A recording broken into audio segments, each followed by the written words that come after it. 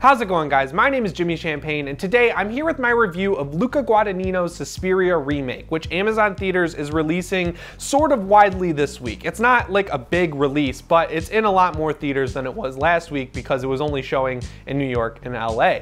So what I went into this movie expecting was a movie that kind of takes the framework and skeleton of Dario Argento's Suspiria, which came out back in the 70s, and tells its own story, and that's exactly what I got. The movie takes place in a post-World War II Berlin where the wall is still up, so it's a very uncertain time for that nation, and you definitely feel it throughout the entire movie. You experience that part of the story through radio broadcasts and TV ads though, so it's not like this integral thing to the plot, but it definitely helps you explain why this dance school that's run by witches where a bunch of girls are going missing after a while could even exist without the cops coming after them.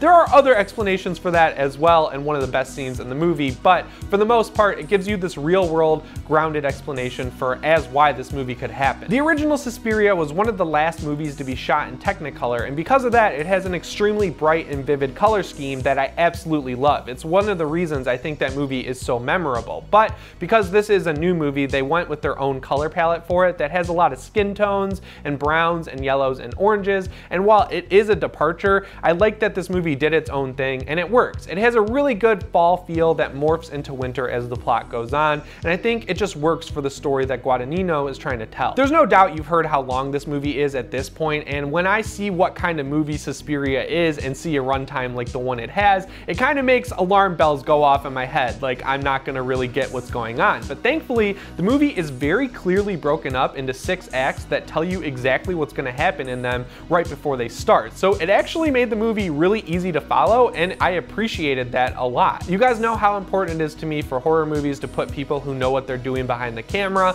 and Suspiria does not disappoint at all. I already mentioned that it has its own visual identity, but it takes place in the 70s and it looks like it was shot in the 70s. Like, there is some seriously impressive effects work going on here. There are scenes where Dakota Johnson is standing still and they look like photographs from my parents' dresser. Like, you could just show that to me and say this was shot in the 70s, and I'd be like, yeah, okay, I believe that. There are a couple scenes though in terms of the scarier stuff where there's CGI used, and I don't like that. It was very noticeable, but in a 2-hour movie or 2.5-hour movie, there are only a couple scenes where I could pick that out. So overall, a lot of the blood work and gore work and the stuff that needed to be practical was practical. I just will say there was a little bit of CGI that I didn't like. Because Amazon decided to show off footage from this movie at CinemaCon that allegedly was pretty gory, people are going into this expecting a bloodbath, and you're not gonna get that. If you want that out of this movie, you're gonna be sorely disappointed. There are a few scenes that are suggestively scary and suggest a gory thing about to happen.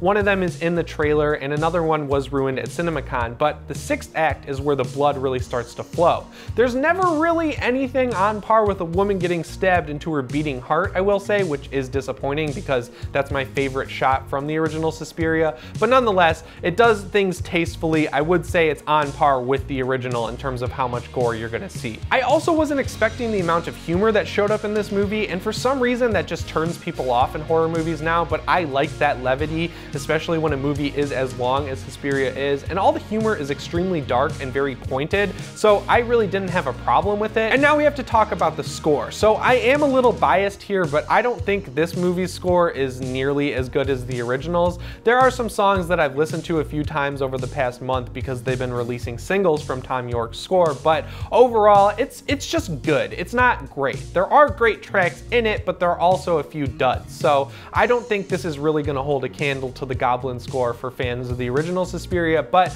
I also don't really think I have an idea of how it could have been better. It fits the movie, it fits the tone, and it gets the job done. This movie's caught up in a controversy right now because it takes place at a dance school, and it's one of the most prestigious dance schools in the world, allegedly, but Dakota Johnson is not a professional dancer, and I guess other professional dancers are taking umbrage with that. Regardless though, she did an awesome job. My girlfriend is a professional dancer. I've been to a ton of her shows, and as far as my eyes can see, Dakota Johnson looked like a professional. Now, I want to take my girlfriend to see this movie and get her professional opinion, but my amateur opinion is that Dakota Johnson did a really good job, and her supporting cast of dancers were incredible. The dances in this movie were just visually stunning. I loved all of them, and those were some of the best parts in terms of the movie syncing up with Thom Yorke's soundtrack, if you ask me. I really liked Suspiria, but there is one thing that dragged down the entire experience for me, and that was the fact that Tilda Swinton plays multiple characters. So the big offender here is Dr. Klemperer, who is a main character and of course is a male. The problem is, even though the makeup is phenomenal on that character, he sounds like a 16-year-old guy because it's Tilda Swinton doing a male voice, and this character is like 85 years old. It's just distracting and completely unnecessary. It feels like they were just trying to get an Oscar by saying, look, we have Tilda Swinton and she's playing all these parts, look at her range. I'm not really criticizing her performance because she did as well as she could. It was just a dumb decision that didn't need to be made, if you ask me. Like, they should have had her play way more characters if they were gonna do that, or just settled with Dr. Klemperer, because I think there's something like 4 versions of her, and they all just look and sound like Tilda Swinton, which, I don't know guys, it just didn't work for me. This movie's gonna get a lot of comparisons to Mother, I think, and I don't really think it deserves them. The story is pretty easy to follow. It's visually striking and entertaining, and the fact that they put the act markers in there tells me that they wanted you to understand this story, and that's something I appreciated a lot. It gives you a lot to think about without being nebulous, which is exactly how a movie like this should be, in my opinion.